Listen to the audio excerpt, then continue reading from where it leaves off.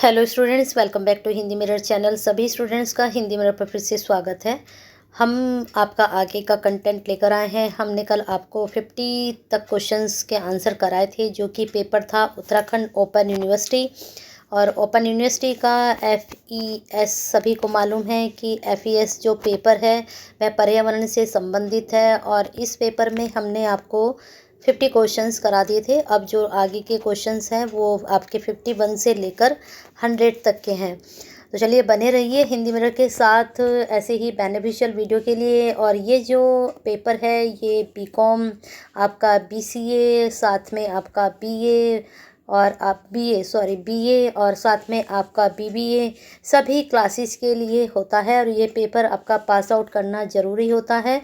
और क्लास जो होती हैं ये फर्स्ट ईयर और साथ में सेकंड ईयर दोनों ही क्लासेस के लिए होता है। तो बने रहना है हिंदी मिरर के साथ ऐसी ही बेनिफिशियल वीडियो के लिए। सब्सक्राइब नहीं किया है तो कर लीजिए, बेल आइकन हिट नहीं किया तो कर दीजिए, और साथ में एक लाइक तो बनता है। जो वीडियो है वो काफ़ी मैंने देखा है 50 क्वेश्चंस जो स्टूडेंट्स ने देखे हैं, लेकिन कमेंट्स इतने नहीं आए हैं, ना ही लाइक इतना है। शेयर तो किया होगा आप लोगों ने, क्योंकि आपके साथ साथ ये किसी और के लिए भी बेनिफिट्स देके जाएगी वीडियो। तो इसको शेयर कीजिए और कमेंट बॉक्स में अपनी क्वेरी सेंड करते रहिए। एक पेपर आपका होता है जो कि मैंने FHVA, ठीक है, इसके बारे में मैंने आपको बताया था कि ये पेपर जो है MCQ बेस ही आता है। लेकिन आपके ये बाय बुक आता है तो आपके, क्योंकि ये नॉलेजेबल तो नहीं है जैसे आपका ये वाला पेपर है, लेकिन FES पेपर में तो आउट ऑफ सिलेबस भी है, क्योंकि इसकी बुक नहीं है तो स्टूडेंट्स को काफ़ी परेशानी होती है। लेकिन FHVA की बुक है और वहीं से वे क्वेश्चंस बनते हैं MCQs। तो आप उसको कर लीजिए। अगर आपको किसी क्वेश्चन में डाउट है या आपको नहीं मिल रहा है तो आप कमेंट बॉक्स में उसका क्वेश्चन का आंसर पूछ सकते हैं, आपको रिप्लाई दिया जाएगा। पूरा पेपर वो सॉल्व नहीं कराया जाएगा। तो चलिए बने रहिए ऐसे ही वीडियो के लिए। पहला क्वेश्चन यहाँ पर अब जा रहा है, बायोगैस बनाई जाती है। तो जल्दी से इसका आंसर, हाँ, जैसे कि मैंने कल भी आपको कहा था कि आप पेन और पेपर अपना लेकर बैठिएगा। अब आपको देखना है कि 51 से लेकर 100 तक आपके कितने क्वेश्चन सही जा रहे हैं। अगर आपके आंसर सही जा रहे हैं तो इसका मतलब बहुत अच्छी तैयारी है और आपकी इस सब्जेक्ट पर बहुत अच्छी पकड़ भी है। क्योंकि ये वाला सब्जेक्ट ऐसा है कि आपका नॉलेज बेस होता है कि आपको कितनी जानकारी है। यहाँ क्वेश्चन कहीं से भी किसी भी प्रकार से पूछा जा सकता है। तो पेन पेपर लेकर बैठे, 51 से 100 तक देखिएगा कितने नंबर आपके बन रहे हैं और कमेंट बॉक्स में ज़रूर बताइए कि आपके कितने नंबर बने हैं। और पेपर होने के बाद भी 24 को आपका पेपर है, ज़रूर बताइएगा कि आपका पेपर कैसा हुआ है, क्योंकि प्रीवियस क्वेश्चन पेपर से काफ़ी क्वेश्चंस यहाँ पर पूछे जाते हैं। तो 51 का आंसर अगर आपने सोच लिया है क्या, तो ए तो बिल्कुल सही है, पादप पदार्थों से। नेक्स्ट है आपका 52, शाकाहारी जंतु सामान्यतः होते हैं कैसे, उत्पादक, प्राथमिक उपभोक्ता, द्वितीयक उपभोक्ता या अपघटक।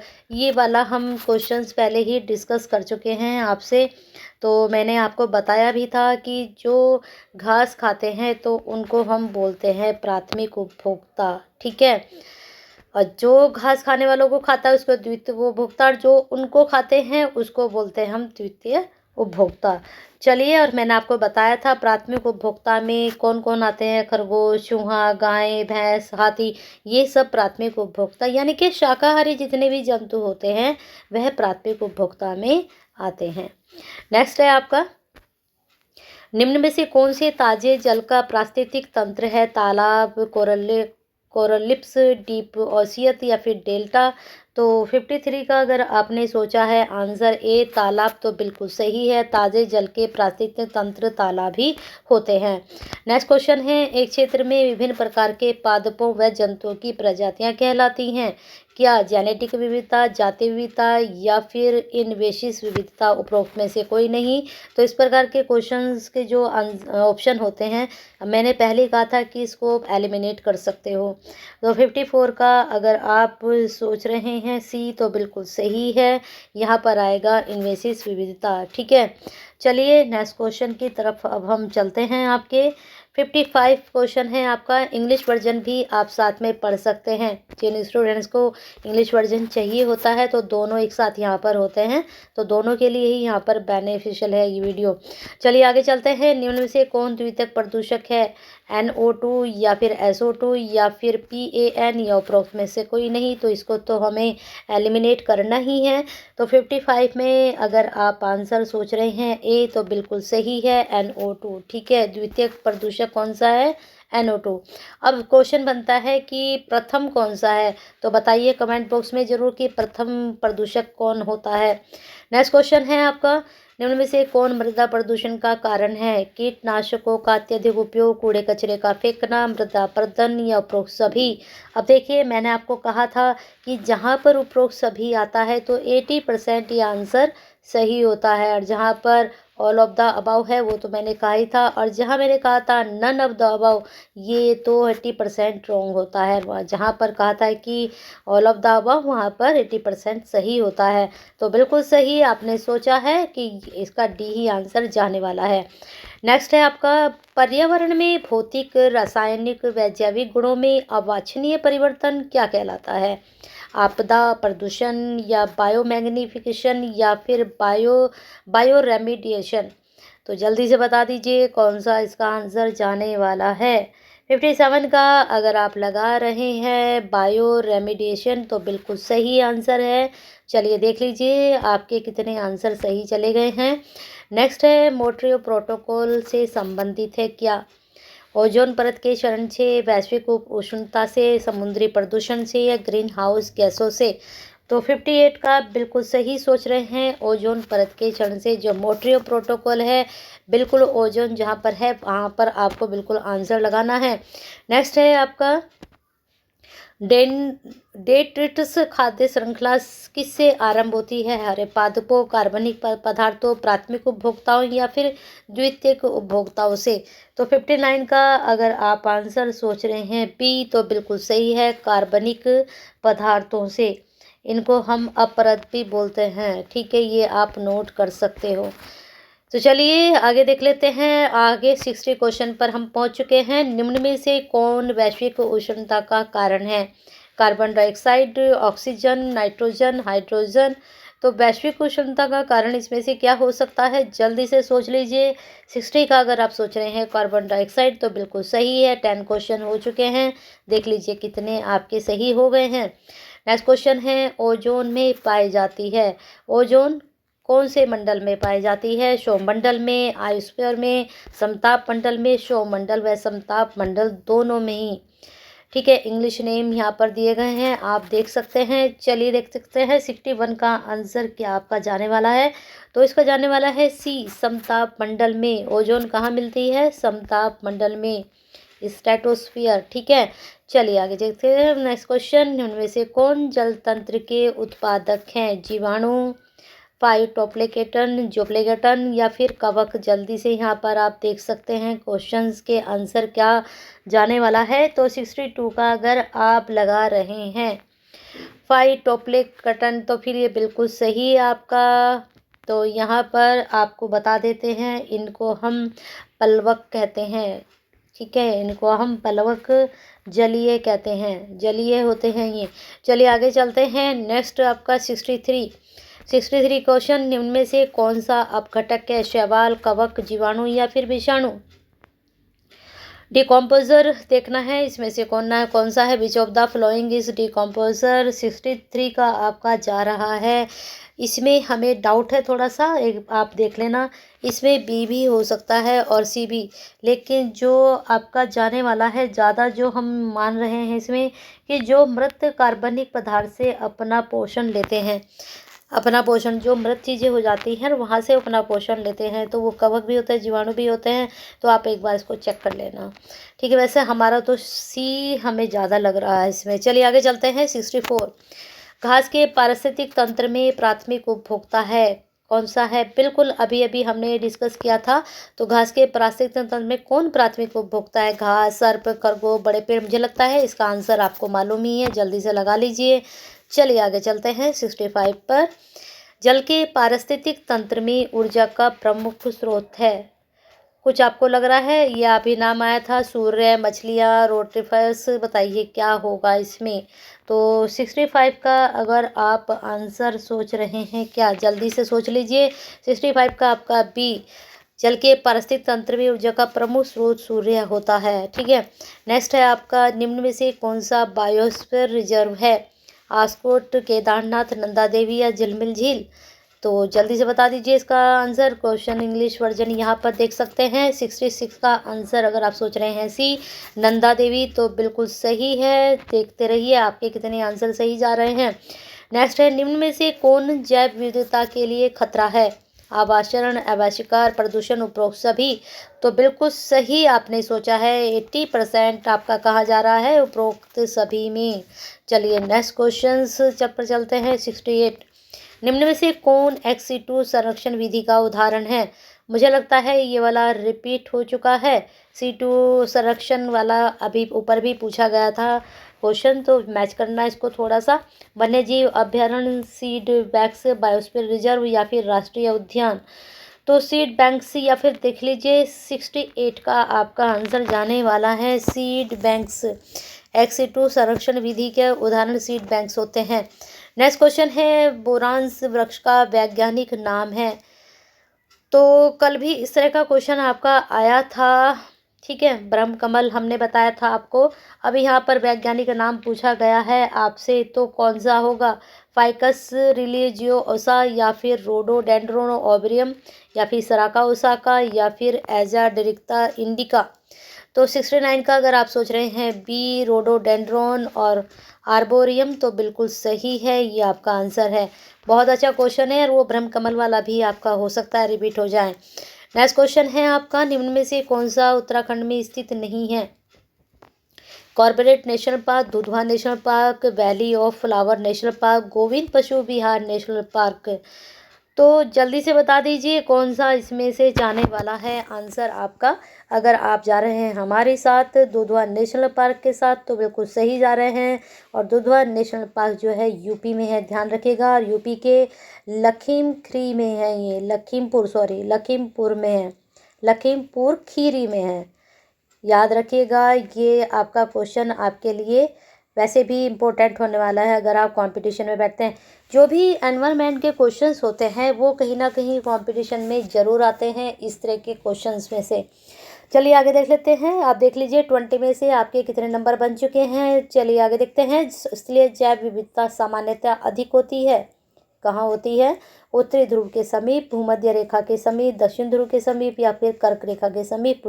तो 71 का अगर आप सोच रहे हैं आंसर बी, भूमध्य रेखा के समीप, तो बिल्कुल सही है। स्थलीय जैव विविधता हमेशा वहीं होती है। नेक्स्ट क्वेश्चन है आपका 72, जीवाणु, कवक, एनिलिड व मछलियाँ किसके उदाहरण हैं। जैव घटक के या फिर अजैविक घटक के या फिर उत्पादकों के। उपरोक्त में से कोई नहीं, तो इसको तो हमें एलिमिनेट करना ही है। 72 का आपका आंसर ए लगाया है, तो बिल्कुल सही लगाया है, जैविक घटक के। नेक्स्ट क्वेश्चन है, निम्नलिखित में से कौन प्राथमिक उपभोक्ता है। बिल्कुल सही, बिल्कुल लगा लीजिए आंसर इसका आप। ठीक है, 73, 74 सुपोषण के मुख्य कारण है। कल भी मैंने आपको बताया था सुपोषण किसको कहा जाता है, ये क्वेश्चन कल भी आपका बना था। नाइट्रस व फॉस्फेटस या आर्सेनिक व कैल्शियम, कैल्शियम व आयरन या क्रोमियम या फॉस्फेटस। तो जल्दी से 74 का आपका आंसर जाने वाला है ए, नाइट्रस व फॉस्फेटस। ठीक है, चलिए आगे देख लेते हैं। नेक्स्ट क्वेश्चन, ओजोन परत क्षरण का मुख्य कारण क्या है।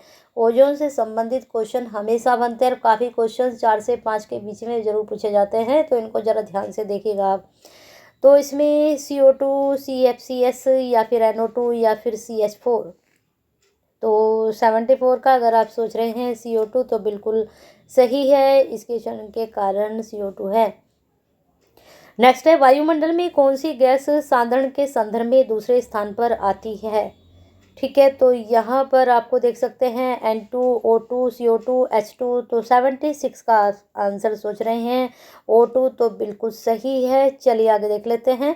77 क्वेश्चन, निम्न में से कौन सा वायु प्रदूषण का प्राकृतिक कारण है। तो यहाँ पर क्वेश्चन आपका क्या जाने वाला है, पेस्टिसाइड व कीटनाशक, ज्वालामुखी विस्फोट, परिवहन, औद्योगिकरण। तो 77 का अगर आप आंसर सोच रहे हैं बी बिल्कुल सही, ज्वालामुखी विस्फोट जो होते हैं वो वायु प्रदूषण के प्राकृतिक कारण होते हैं। नेक्स्ट क्वेश्चन है, क्योंकि औद्योगिकरण ये हमारे द्वारा यानी कि मानव के द्वारा होता है, परिवहन भी, पेस्टिसाइड व कीटनाशक भी, लेकिन ज्वालामुखी जो है वह प्राकृतिक कारण के कारण वायु प्रदूषण फैलता है। नेक्स्ट क्वेश्चन है आपका, रेडियो एक्टिव प्रदूषण का कारण है घरेलू गंदा जल, नाभिकीय दुर्घटना, घरेलू कूड़ा कचरा, ज्वालामुखी विस्फोट। रेडियो एक्टिव का प्रदूषण का ये कल भी जो सीसा से संबंधित आपका क्वेश्चन आया था वो मैंने कल भी आपको समझाया था, तो कहीं ना कहीं उससे रिलेटेड है ये क्वेश्चन। तो 78 का आंसर बिल्कुल सही आप सोच रहे हैं, नाभिकीय दुर्घटना। कल मैंने आपको कहा था कि जो रिएक्टर होता है वो इस तरह से होता है। ठीक है, चलिए आगे देख लेते हैं। 79, निम्न में से कौन सी आपदा मानव जनित है? चलिए देख लीजिए, मानव जनित कौन कौन सी हैं, टॉर्नेडो, या फिर आपका ट्रेमोर, या फिर औद्योगिक आग, या फिर सुनामी। तो मानव जनित, ठीक है, सुनामी तो हो ही नहीं सकती है ना 79 का, तो ये तो हम एलिमिनेट कर देते हैं सुनामी। आप देख लीजिए, और बाकी बची 3 जो मानव से हो सकती है, तो यहाँ पर मानव से जो होगी वह औद्योगिक आग होगी, टॉर्नेडो भी नहीं होगी और ट्रेमोर भी नहीं होगी। ठीक है, चलिए आगे चलते हैं। 80 का आपका क्वेश्चन है, एनडीआरएफ का वृद्ध रूप है। एनडीआरएफ यानी कि इसकी फुल फॉर्म क्या जा रही है, national disaster response force, national disaster relief fund, national disaster reserve force, national disaster remote force. तो जल्दी से बता दीजिए कौन सा आपका जा रहा है 80 में। तो 80 का अगर आपका जा रहा है ए तो बिल्कुल सही है, नेशनल डिजास्टर रिस्पांस फोर्स। चलिए आगे चलते हैं। 30 क्वेश्चन में देख लीजिए आपके कितने सही जा चुके हैं। निम्न में से कौन सा परिणाम कार्बन डाइऑक्साइड के वायुमंडल में अत्यधिक रिहाई के कारण होता है, संपोषण, जैविक अवर्धन, जैव विविधताकरण, या फिर वैश्विक उष्णता। तो 81 का अगर आप सोच रहे हैं आंसर डी तो बिल्कुल सही सोच रहे हैं। 1 मिनट आपको थोड़ा सा यहाँ बताना है कि नेशनल डिजास्टर रिस्पांस फोर्स को हम हिंदी में क्या कह सकते हैं। इसको हम बोलते हैं, हो सकता है हिंदी में इस बार पूछ लिया जाए आपसे, राष्ट्रीय आपदा नोट कर सकते हैं, राष्ट्रीय आपदा प्रतिक्रिया, राष्ट्रीय आपदा प्रतिक्रिया बल। ठीक है, इसको हम बोलते हैं। तो हो सकता है इस बार ऐसे ना पूछकर आपसे ऐसे पूछ लिया जाए। ठीक है, चलिए आगे चलते हैं। यहाँ पर 81 का आपका जो आंसर जा रहा है वह जा रहा है डी। देख लीजिए क्या आपका जा रहा है सही आंसर। चलिए चलते हैं आगे। निम्नलिखित में से कौन सा बांधों का सकारात्मक प्रभाव है? आपको याद हो 50 तक जो क्वेश्चंस थे वहाँ पर पूछा गया था नकारात्मक प्रभाव, यहाँ पर आपसे पूछा जा रहा है सकारात्मक प्रभाव, पॉजिटिव इम्पैक्ट। कल पूछा गया था आपसे नेगेटिव इम्पैक्ट क्या होता है। तो रोजगार, ऊर्जा उत्पादन, दोनों, ऊर्जा उत्पादन एवं रोजगार, या पारिस्थितिक तंत्र प्रभाव रोक। तो 82 का अगर आप सी सोच रहे हैं, दोनों ही ऊर्जा उत्पादन एवं रोजगार सकारात्मक प्रभाव होते हैं इसके। चलिए आगे चलते हैं। 83, निम्नलिखित में से कौन ताजा जल परितंत्र का उदाहरण है? बिल्कुल जस्ट मैंने आपको भी बताया था तालाब। ठीक है 83। तो लेकिन यहाँ पर नदियाँ भी होती हैं, झील भी होते हैं, तो यहाँ पर उपरोक्त सभी यानी कि 80% के साथ आपको जाना है, जैसे कि मैंने आपको बता रखा है। नेक्स्ट क्वेश्चन है आपका ईडेफिक कारक से संबंधित है, जल है, आर्द्रता है, मृदा है, या उपरोक्त से कोई नहीं। तो ये तो 80% आपको क्या करना है, एलिमिनेट कर देना है। तो 84 का अगर आप सोच रहे हैं सी तो बिल्कुल सही है, सॉल्व होती है। नेक्स्ट है आपका पारिस्थितिक तंत्र में ऊर्जा का प्रभाव नियम के अनुसार होता है। बताइए कौन से नियम के अनुसार होगा? ऊष्मागतिकी के प्रथम नियम, ऊष्मागतिकी का द्वितीय नियम, ऊष्मागतिकी का प्रथम नियम या द्वितीय नियम दोनों, या उपरोक्त में से कोई नहीं। तो ये तो आपका 80% वाला तो क्या जाना है, आपका एलिमिनेट ही होना है 85 में। ठीक है, तो यहाँ पर आंसर थोड़ा हम डाउटफुल है, तो इसमें हम नहीं बता पाएंगे, लेकिन हमें जहाँ तक लगता है कि यहाँ पर दोनों ही ये जाने वाला है, लेकिन एक बार आप इसको सर्च जरूर कर लें। नेक्स्ट क्वेश्चन है 86, निम्न में से कौन औषधीय पादप है? एजेडिरिक्ता, इंडिका, एलोवेरा, या फिर ओसीसम सेक्टस, या उपरोक्त सभी।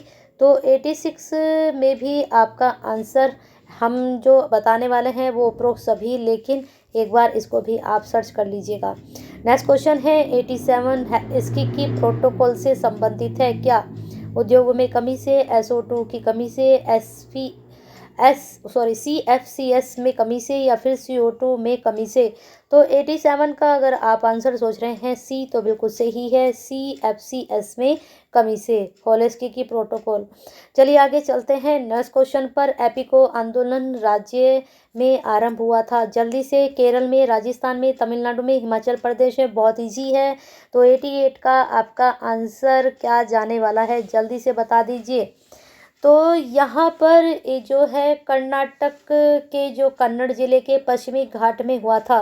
तो यहाँ पर आप केरल को इसको टिक कर सकते हैं। नेक्स्ट क्वेश्चन है 89, कौन चिपको आंदोलन से संबंधित है?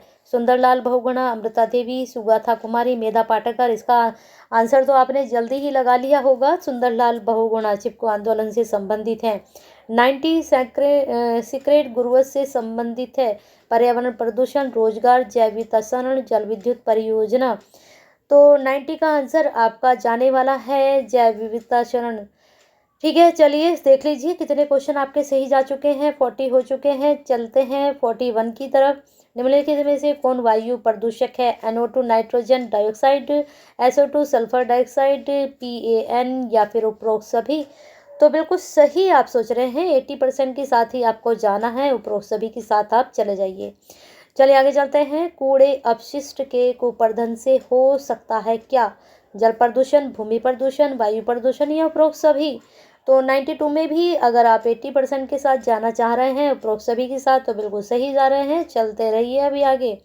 नेक्स्ट क्वेश्चन है निम्नलिखित में से कौन सा जीव बायोडिग्रेडेबल वेस्ट के विघटन के लिए उत्तरदायी है?